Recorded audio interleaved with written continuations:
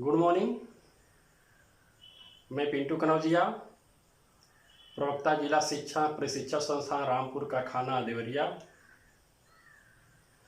आप लोग कैसे हैं? मुझे विश्वास है कि आप लोग इस लॉकडाउन में घर पे रह के अपनी तैयारी कर रहे होंगे। और आप तो जानते ही हैं कि परीक्षा आपकी होनी है। लॉकडाउन समाप्त होते ही आपकी परीक्षाएं होंगी। सीटेट की भी परीक्षा होने वाली है और आज का पेपर आप लोग पढ़े होंगे, न्यूज़ चैनल से न्यूज़ भी देखे होंगे। अध्यापक भर्ती परीक्षा जो अभी हुई थी, जिसमें 69,000 की वैकेंसी थी, उसका भी कट ऑफ मेरिट आ गया है, जिसमें 60 और 65% मिनिमम कट ऑफ मेरिट बनाया गया है। तो एक अच्छा खासा मेरिट है यह। इसके लिए आपको बहुत मेहनत करने की आवश्यकता है। लॉकडाउन की वजह से आपकी कक्षाएं नहीं चल पा रही थी और आपका शिक्षा और प्रशिक्षण बाधित था। आपका सिलेबस भी पूरा नहीं हो पाया था। तो हमारे डाइट संकाय की तरफ से प्रयास है कि आपका सिलेबस पूरा कराया जाए और हमारे साथी प्रवक्ता काफ़ी मेहनत कर रहे हैं।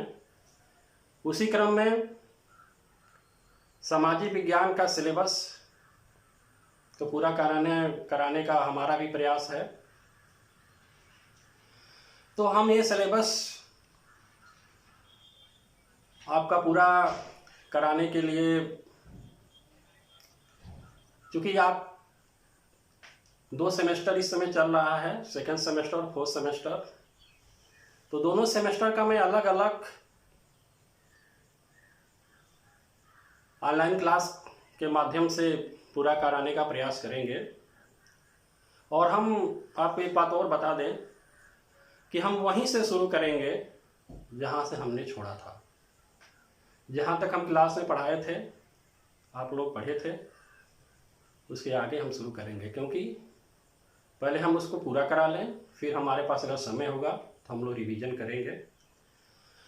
तो फोर्थ सेमेस्टर की अगर बात करें हम, तो थर्ड सेमेस्टर तक का सिलेबस पूरी तरह से कंप्लीट था और थर्ड सेमेस्टर तक हम लोग आधुनिक भारत का इतिहास 1857 तक का पढ़ चुके थे, जिसमें हम लोग सामाजिक, आर्थिक, राजनीतिक, प्रशासनिक और सांस्कृतिक इतिहास को पढ़े थे। फोर्थ सेमेस्टर भी हम लोग शुरू कर दिए थे और 2 टॉपिक उसका भी हो चुका है। 1857 का विद्रोह अर्थात प्रथम स्वतंत्रता संग्राम और भारत में नव जागरण, यानी कि धार्मिक और सामाजिक सुधार पर हम लोग चर्चा कर चुके थे। अगला टॉपिक हमारा है भारत में राष्ट्रवाद का उदय। भारत में राष्ट्रवाद का उदय हम लोग पढ़ेंगे, जैसा कि हमने यहाँ पर इंडिकेट भी किया है। राष्ट्रवाद को समझने के लिए पहले हम ये जान लें कि राष्ट्रवाद होता क्या है। आपके मन में राष्ट्रवाद के प्रति फीलिंग आ रही होगी, आप उस चीज़ को फील कर रहे हैं, समझ रहे हैं, बस उस फीलिंग को शब्दों में पिरो देने की आवश्यकता है। राष्ट्रवाद की अगर परिभाषा की बात करें तो हम कह सकते हैं कि राष्ट्रवाद एक ऐसी विचारधारा है जो आधुनिक समाज को एकता के सूत्र में बांधता है तथा समाज के विभिन्न वर्गों की वफादारी आधुनिक राज्य के प्रति अर्पित करता है। कहने की बात नहीं है, इस समय तो देश में वैश्विक महामारी है कोरोना के प्रति हमारे देशवासियों के दिल में, हमारे मन में जो फीलिंग आ रही है और हमारे देशवासी एकजुट होकर जिस तरह कोरोना से लड़ रहे हैं, इस संदर्भ में भी हम राष्ट्रवाद को अच्छी तरह समझ सकते हैं। चूंकि भारत में राष्ट्रवाद एक बड़ी ही कठिन दौर से गुजरा है। चूंकि हम जानते हैं कि भारत तमाम जात, समुदाय, क्षेत्र, वर्ग, भाषा, क्षेत्र, संप्रदाय के आधार पर बटा हुआ था। सबका अपना अपना स्वार्थ था। आप इतिहास पढ़े हैं तो मध्यकालीन इतिहास में आप देखे होंगे कि कुछ इतिहासकारों ने लिखा है कि सत्ता बदलने का आम जनता पर कोई विशेष प्रभाव नहीं पड़ता था। उसका यही कारण था कि भारत में राष्ट्रवादी भावनाएं नहीं थी। 1857 के विद्रोह की अगर हम बात करें तो उसके असफलता के कारणों में हम एक बिंदु के रूप में यह देखते हैं और हम लिखते भी हैं कि भारत में राष्ट्रवादी भावना का अभाव। भारत में जो राष्ट्रवादी भावना है वह एक दीर्घकालीन और क्रमिक प्रक्रिया का परिणाम था, और वह दीर्घकालीन एवं क्रमिक प्रक्रिया क्या थी उसके विषय में हम बिंदुवार अध्ययन करेंगे। यहाँ पर मैं एक बात और कहना चाहता हूँ कि एक राष्ट्रवादी देश को गुलाम बनाना बड़ा मुश्किल है, और भारत की स्वतंत्रता संग्राम की अगर हम बात करें तो भारत की स्वतंत्रता संग्राम यानी इंडियन नेशनल मूवमेंट का जो इतिहास है या भारत की स्वतंत्रता की जो लड़ाई है वो भारत में राष्ट्रवाद के क्रमिक विकास ही है। इस संदर्भ में हम इसको समझ सकते हैं। तो आइए हम भारत में राष्ट्रवाद के विकास पर फोकस करते हैं और एक एक बिंदु को पढ़ते हैं। देखिए, जब हम पिछले लेक्चर दे रहे थे, हम अपने पिछले लेक्चर में इन सब चीज़ों को समाहित किए थे और इन सब चीज़ों को पर चर्चाएं लगभग हो चुकी हैं। आवश्यकता है उसको आप इस संदर्भ में समझने का प्रयास करिए और उसको लिपिबद्ध करिए।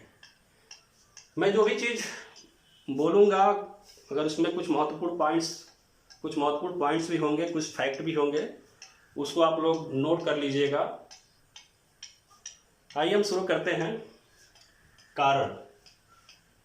पहला कारण है आर्थिक कारण। देखिए, आर्थिक कारण बहुत महत्वपूर्ण कारण होते हैं और राष्ट्रवाद के विकास में भारत के संदर्भ में बात करें तो आर्थिक कारण का सबसे महत्वपूर्ण भूमिका रही है। ताकि इसको समझने का प्रयास करते हैं। पहली बात हम ये करें कि ब्रिटिश गवर्नमेंट के स्वरूप को समझने का प्रयास करें और ये जानने का प्रयास करें कि भारत में उनका क्या हित था। भारत ब्रिटिश गवर्नमेंट का औपनिवेश था और औपनिवेश का तात्पर्य होता है कि उपनिवेश की समृद्धि का लाभ मातृ देश के हित में करना, अर्थात इंग्लैंड भारत के संसाधनों का, भारत के समृद्धि का उपयोग इंग्लैंड के हित में कर रहा था और जो भी नीतियां वो बना रहा था वह इंग्लैंड के हित में बना रहा था, न कि भारत के हित में। भारत का अगर हित हुआ कहीं अगर हित हुआ होगा तो वह उसका अप्रत्यक्ष कारण है।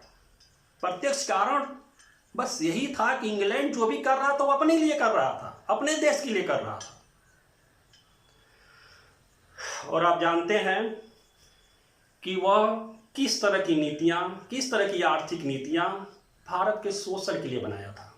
इस संदर्भ में हम भारत में भू राजस्व व्यवस्था, आर्थिक व्यवस्था, जब आपको हम मॉडर्न इंडिया का 1857 का इतिहास पढ़ा रहे थे तो उस पर काफ़ी चर्चाएं हुई थी। 2 शब्दों की हमने चर्चा की थी और आपको उस समय इंडिकेट भी किया था कि बहुत महत्वपूर्ण है आपके समझने के लिए भी और परीक्षा के दृष्टिकोण से भी।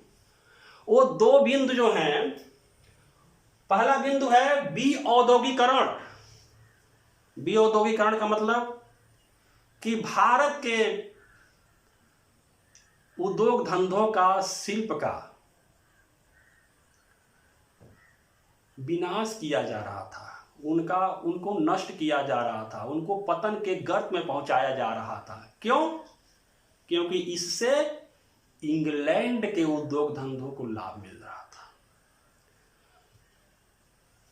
इंग्लैंड चाह रहा था, मतलब कि ब्रिटिश गवर्नमेंट ये चाह रही थी कि भारत जो है ब्रिटिश सामानों का, वस्तुओं का बाजार बने और भारत उनके लिए कच्चे माल का बाजार बने। इसलिए भारत के उद्योग धंधों का, शिल्पों का के पतन में उत्तरदायी हो रहा था, हो रही थी उनकी नीतियां। दूसरी चीज हम बताए थे आपको, कृषि का वाणिज्यीकरण, यानी कि किसान, जैसे कि हम आपको जब भू राजस्व व्यवस्था पढ़ा रहे थे, भू अस्थायित्व की व्यवस्था, रैयतवाड़ी व्यवस्था, महलवाड़ी व्यवस्था, तो उसमें बताए थे कि ब्रिटिश गवर्नमेंट का उद्देश्य जो है अधिक से अधिक लगान प्राप्त करना और अपने उद्योगों के लिए कच्चे माल प्राप्त करना। और लगान की दर इतनी ज़्यादा थी कि किसान जो है वो बहुत मुश्किल से चुका पा रहे थे। तो आसानी से चुका लें इसके लिए जो है वो नकदी फसलों का उत्पादन करने लगे। नकदी फसल का उत्पादन करने से वो अपने राजस्व को चुकाने में समर्थ हो रहे थे, लेकिन उसका एक दुष्परिणाम ये हुआ कि खाद्यान्न फसलों की कमी हो गई भारत में और बार बार भारत में जो है अकाल आने लगा। भारत की अर्थव्यवस्था के विषय में 1860 के दशक के बाद कुछ विचारधाराएं पनपने लगी। कुछ हमारे पढ़े लिखे बौद्धिक वर्ग भारतीय अर्थव्यवस्था के मूल को पहचानने लगे, जानने लगे और हमारे देश के लोगों को, यहाँ तक कि अंतर्राष्ट्रीय स्तर पर भी उसको बताने का प्रयास किए कि इंग्लैंड किस तरह भारत का शोषण कर रहा है। उन विद्वानों में 3 लोगों का नाम बड़ा महत्वपूर्ण है, आप लोग नोट भी कर लीजिएगा। सबसे महत्वपूर्ण योगदान है दादा भाई नौरोजी का। उन्होंने 1967 ईस्वी में इंग्लैंड के में एक सोसाइटी थी जो जिसके मेंबर थे दादा भाई नौरोजी, ईस्ट इंडिया एसोसिएशन के सामने एक पत्र पढ़े थे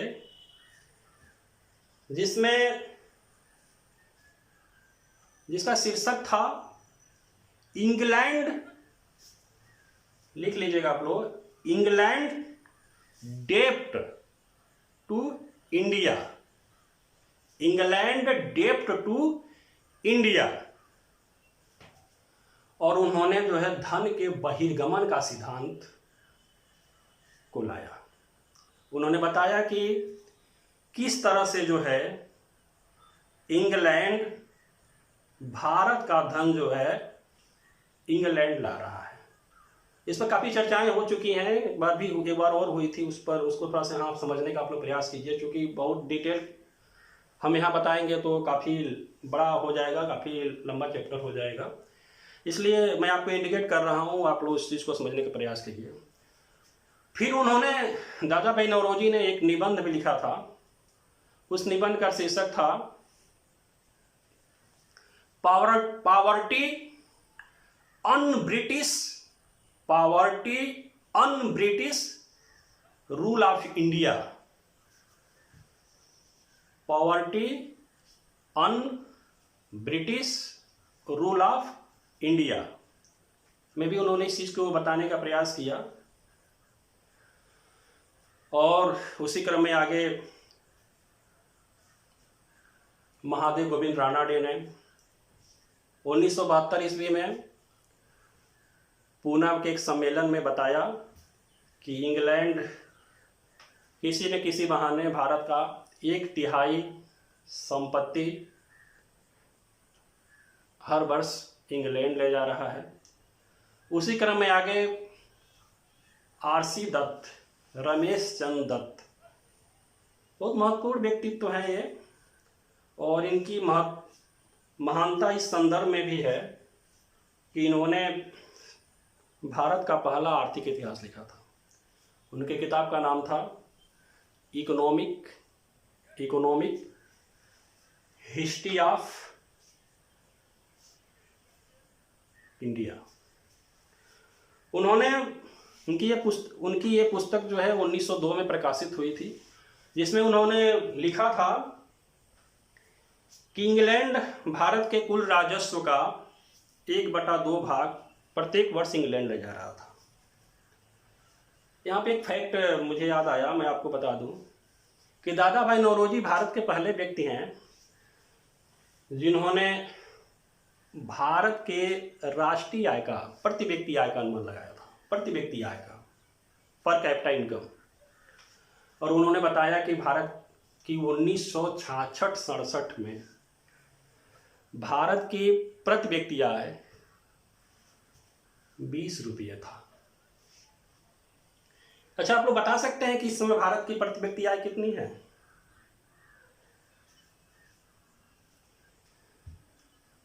आप लोग कमेंट करके या व्हाट्सएप पर मुझे बताइएगा कि भारत की इस समय प्रति व्यक्ति आय क्या है। प्रति व्यक्ति आय निकालने का दो आधार होता है। पहला होता है आधार वर्ष के हिसाब से जो 2011-12 है, और एक होता है चालू वर्ष। अगर आप लोग नहीं बताएंगे तो फिर हम कल जब अगला हम क्लास लेंगे तो आपको बताएंगे। आप लोग उस पर थोड़ा सोचिएगा, देखिएगा। तो विभिन्न सम्मेलनों में, यहाँ तक कि कांग्रेस के अधिवेशनों में भी धन बहिर्गमन के सिद्धांत को लाया जाता था, उस पर चर्चाएं होती थी, बड़े जोर शोर से प्रचार होता था। लोगों के मन में आया कि हमारे देश की दुर्दशा का कारण जो है ब्रिटिश सरकार है, हमें उससे मुक्त होना चाहिए। और इस संदर्भ में जो है हम यहाँ पे भारत में राष्ट्रीयता को देख सकते हैं। दूसरा जो कारण है वो है आधुनिक साधनों का विकास। इसको आप यातायात से भी देख सकते हैं। और हम आपको बताए थे कि भारत में पहली रेल 16 अप्रैल 1853 मुंबई से थाने के बीच में 34 किलोमीटर चलाई गई थी। डलहौजी का शासनकाल था, और उसी के शासनकाल में डाक और तार व्यवस्था को भी चलाया गया। इन संसाधनों का भी भारत में राष्ट्रवाद के विकास से बड़ा घनिष्ठ संबंध है। देखिए, इन संसाधनों को चलाने का उद्देश्य ब्रिटिश गवर्नमेंट का ये नहीं था कि भारतीयों का लाभ होगा, वो अपने लाभ के लिए। जैसा कि अगर हम बात करें कि भारत में रेलवे लाने का के पीछे ब्रिटिश गवर्नमेंट का क्या उद्देश्य था, तो आप यही बताएंगे कि ब्रिटिश वस्तुएं देश के कोने कोने में भेजी जा सके। दूसरी चीज कि भारत का कच्चा माल आसानी से भारत के बंदरगाहों तक पहुंचाया जा सके। तीसरा लाभ तो आप 1857 के विद्रोह में देखे थे, इस विद्रोह को दबाने में कितना कारगर रहा। कि बहुत आसानी से जो है ब्रिटिश सेना एक छोर से दूसरे छोर पहुंच जा रही थी। उसी संदर्भ में आप तार और डाक को भी समझ सकते हैं। लेकिन ये राष्ट्रवाद के विकास में कहाँ कैसे सहायक हुआ, तो उसको आप इस संदर्भ में समझ सकते हैं कि जब रेलवे में हमारे देश के 4 लोग बैठते थे एक साथ, तो वहाँ पे न कोई जाति होता था, न कोई धर्म होता था, न कोई संस्कृति होती थी। सब आपस में भाईचारा जैसा बिहेव करते थे। वहाँ कोई ये नहीं पूछता था कि आप किस जात के हो, किस धर्म के हो, किस समुदाय के हो। यानी कि वो आपस में जुड़ रहे थे। दूसरी चीज कि बौद्धिक वर्ग के बीच कम्युनिकेशन काफ़ी आसान हो गया। उनका मिलना जुलना, देश की समस्याओं पर बात करना काफ़ी आसान हो गया। इस संदर्भ में आप इसको समझ सकते हैं, इसको बहुत डिटेल आप और भी कर सकते हैं। तीसरा पॉइंट जो है प्रशासनिक एकता। प्राचीन काल में भारत को जम्बू द्वीप कहा गया, आर्यावत कहा गया। तमाम ऐसे नाम भारत के थे जो भारतीय एकता के प्रतीक थे, और वह एकता जो है 18वीं शताब्दी तक आते आते विलुप्त हो गई थी। 18वीं शताब्दी के लास्ट तक, यानी भारत में ब्रिटिश शासन की स्थापित होने के बाद अंग्रेज जो है अपनी सुविधा के लिए, यानी अपनी राजनीतिक और प्रशासनिक सुविधा के लिए पूरे भारत को एक सूत्र में बांध दिए, और इस पूरे भारत पर एक शासन व्यवस्था, एक न्यायिक व्यवस्था, एक प्रशासनिक व्यवस्था, यहाँ तक कि एक मुद्रा का प्रचलन हो गया, एक कानून प्रचलित हो गया, कानूनों को लिपिबद्ध किया जाने लगा, न्यायालय स्थापित किए गए जो एकहरी व्यवस्था पर आधारित है। यानी कि अब भारत के एक छोर से दूसरे छोर तक निर्बाध आवागमन, कम्युनिकेशन, विचारों का आदान प्रदान, उनकी सुविधा और समस्या, यानी पूरे भारतवासियों की सुविधा और समस्या एक जैसी हो गई, अर्थात वो धीरे धीरे एक प्लेटफॉर्म पर आने लगे। इस संदर्भ में आप इसको समझने का प्रयास कर सकते हैं। चौथा जो कारण है वो है अंग्रेजी शिक्षा। मैकाले का घोषणा पत्र, निस्यंदन का सिद्धांत, आप लोग अच्छी तरह से पढ़े हैं इसको यहाँ पे इस संदर्भ में समझने का प्रयास करिए कि ब्रिटिश गवर्नमेंट का उद्देश्य तो यही था ना, जैसा कि मैकाले ने कहा था कि हम अंग्रेजी शिक्षा के माध्यम से एक ऐसा वर्ग बनाना चाहते हैं जो रक्त रंग से तो भारतीय हो, लेकिन उसकी मानसिकता जो है अंग्रेजों जैसी हो, अंग्रेजी हो। क्योंकि भारत में प्रशासन चलाने के लिए, छोटे छोटे पदों पर नियुक्त करने के लिए अंग्रेजों को नहीं बुलाया जा सकता था, तो उस कमी को पूरा करने के लिए भी अंग्रेजी शिक्षा की आवश्यकता थी ब्रिटिश गवर्नमेंट को, ताकि जो है निचले क्रम के पदों पर भारतीयों की नियुक्ति की जा सके।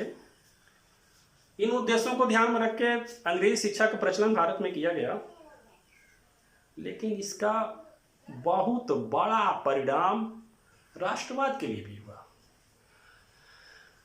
हमारे देश के बुद्धिजीवी वर्ग जब अंग्रेजी माध्यम से शिक्षा ग्रहण किया तो उसे अंग्रेजी शासन के स्वरूप को समझने में लाभ मिला। दूसरी चीज कि वह विश्व संदर्भ में विश्व को समझने का उन्हें मौका मिला। उन्हें पता चला कि विश्व में क्या हो रहा है, विश्व के लोग क्या सोच रहे हैं। उन्होंने जाना कि कांट क्या सोच रहा है, रूसो क्या सोच रहा है, वाल्टियर क्या सोच रहा है, मॉन्टेस्क्यू क्या सोच रहा है, शेक्सपियर क्या सोच रहा है, मिल्टन क्या सोच रहा है। यानी कि इन विदेशी साहित्यकारों, दार्शनिकों, राजनीतिज्ञों वो समझने का मौका मिला और वो जान पाए कि समता, समानता, बंधुत्व, प्रजातांत्रिक सरकार, प्रतिनिधित्व, सरकार में प्रतिनिधित्व क्या होता है। और उन्होंने जो है इस तरह की कल्पना, ये सब चीज पाने की कल्पना भारत के संदर्भ में करने लगे। तो यहाँ इस संदर्भ में आप इस बिंदु को समझ सकते हैं। पांचवा जो बिंदु है, भारतीय प्रेस का योगदान। भारतीय प्रेस का योगदान, तो आप तो इस चीज को आसानी से समझ सकते हैं कि मीडिया की कितनी बड़ी भूमिका है किसी भी देश के विकास में, उसके राष्ट्रीयता के विकास में। भारत में भी मीडिया ने बहुत बड़ी भूमिका निभाई थी भारत के राष्ट्रवाद के विकास में, क्योंकि उन पत्रिकाओं के माध्यम से ही हमारे बुद्धिजीवी वर्ग लोगों के मन में, लोगों के लिए वो विचारधारा ला रहे थे जिसमें स्वतंत्रता की बातें होती थी, समानता की बातें होती थी। और हम जानते हैं कि हमारे देश के जितने भी सेनानी थे, हमारे महापुरुष थे जो स्वतंत्रता की लड़ाई को लड़ रहे थे, सभी किसी न किसी पत्र पत्रिका से जुड़े थे। आप मराठा और केसरी की बात करें, बंगदूत की बात करें, संजीवनी की बात करें, वंदे मातरम की बात करें, कॉमनवेल्थ की बात करें, यंग इंडिया की बात करें, हरिजन नामक पत्रिका की बात करें, तो ये पत्रिकाएं लोगों में जन चेतना का संचार कर रहे थे। और इसके इंपोर्टेंट को इस संदर्भ में आप समझ सकते हैं कि कई बार भारतीय मीडिया को प्रतिबंधित करने का प्रयास किया गया।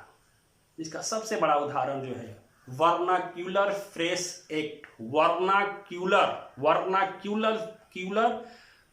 प्रेस एक्ट 1976, लॉर्ड लीटन, यानी कि वह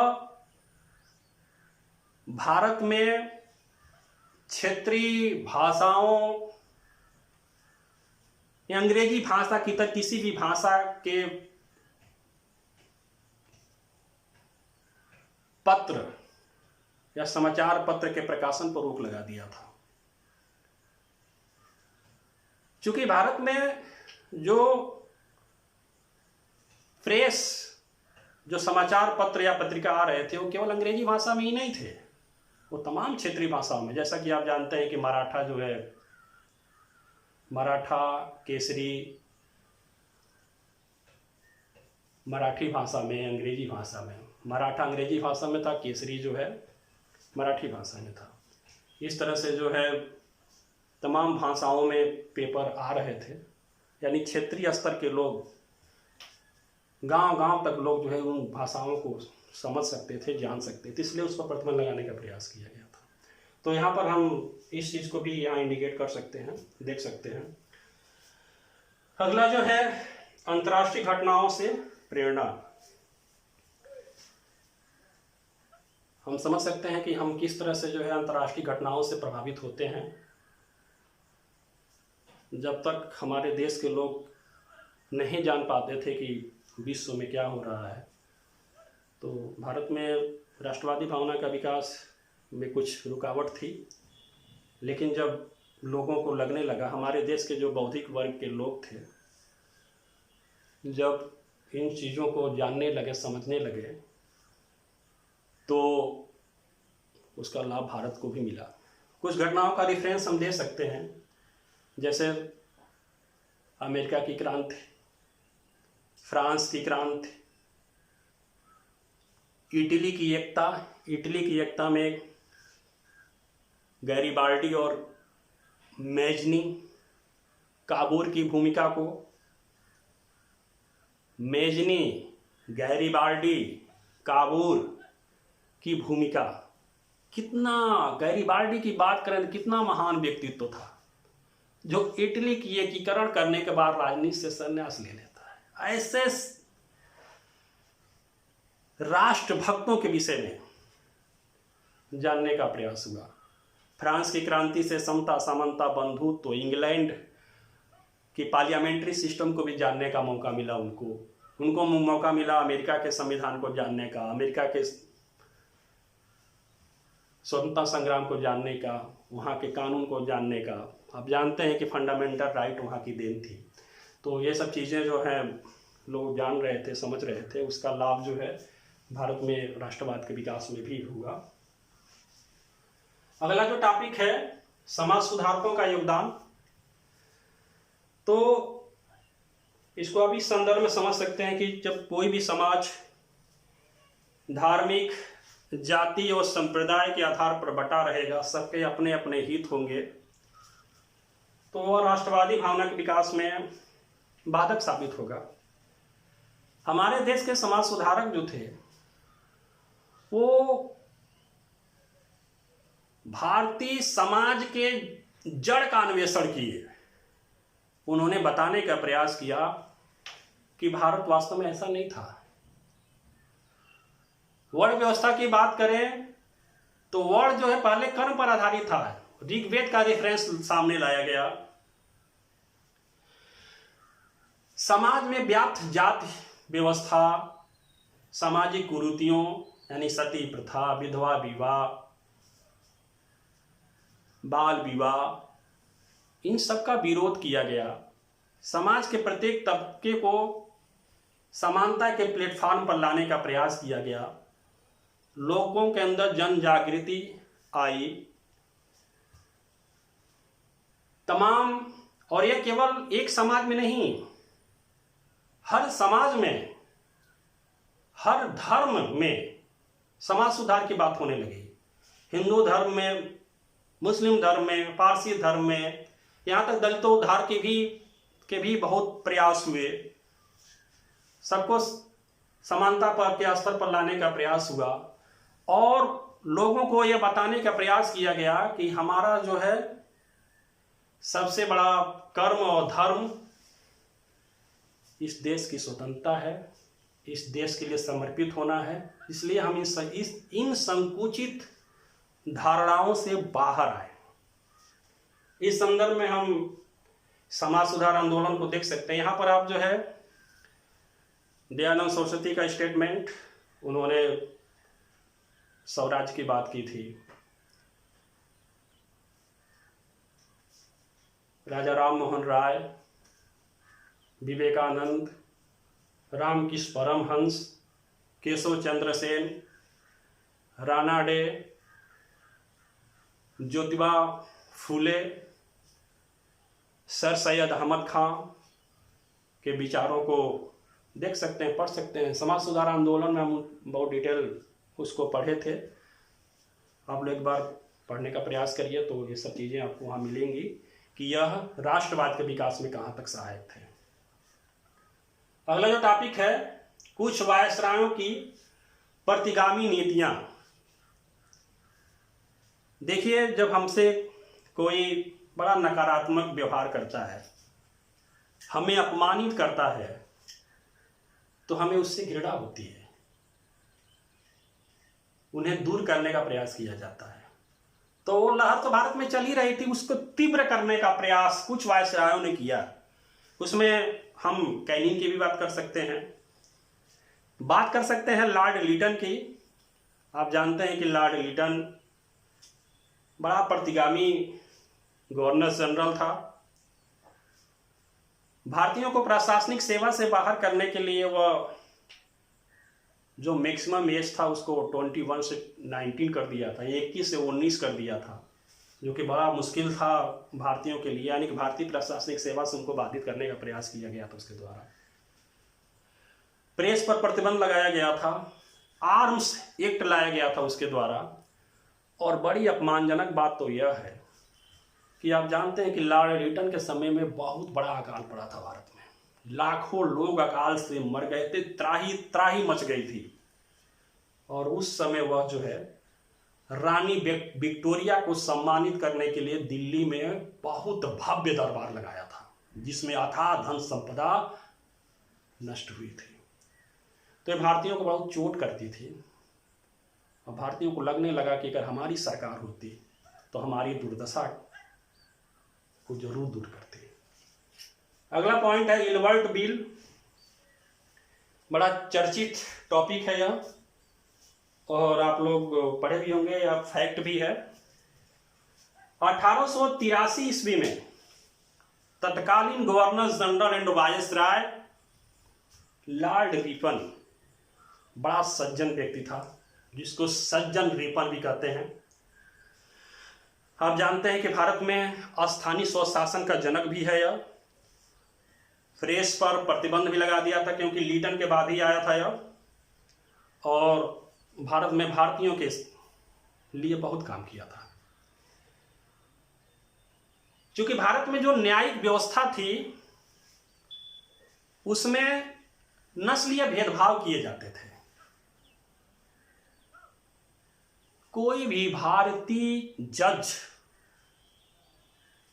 किसी भी यूरोपियन व्यक्ति के मामले को नहीं देख सकता था, नहीं सुन सकता था।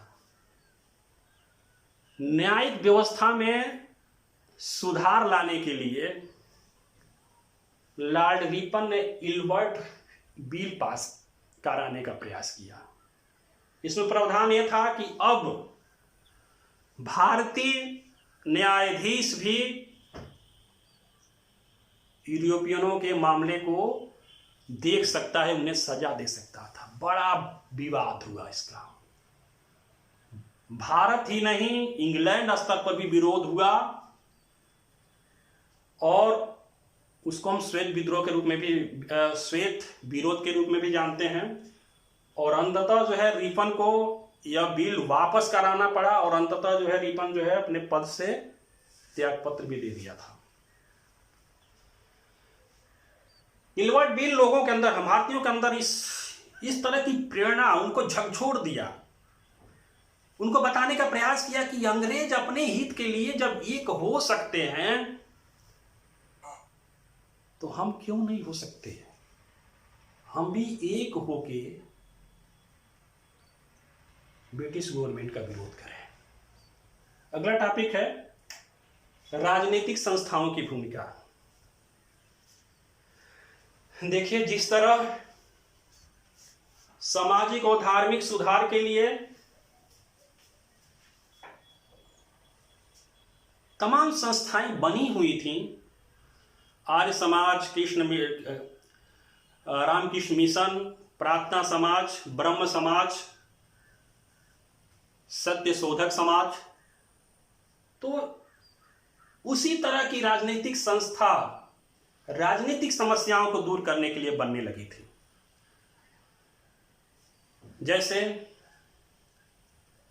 लैंड्स होल्डर सोसाइटी, इस पर हम एक बार और चर्चा करेंगे जब हम पढ़ेंगे कांग्रेस की स्थापना, वहां पे इसके विषय में थोड़ी और चर्चा होगी। यहां भी चर्चा कर दे रहे हैं। Lands holder society, British India society,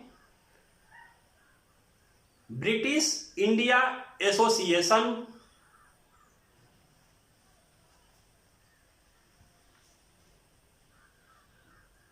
Indian association, Mahajan सभा,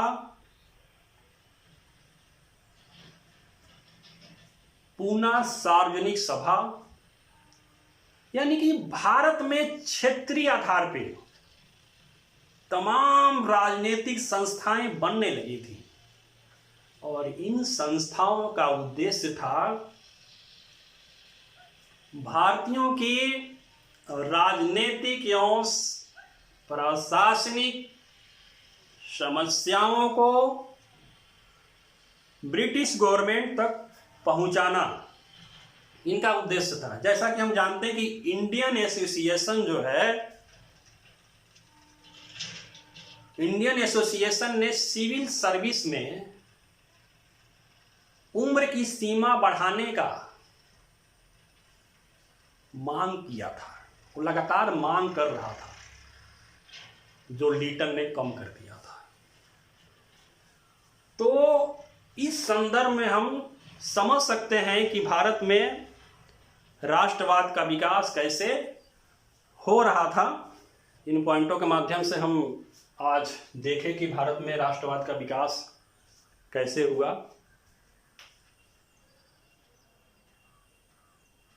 अगला टॉपिक होगा हमारा भारतीय राष्ट्रीय कांग्रेस की स्थापना और उस समय की परिस्थितियां।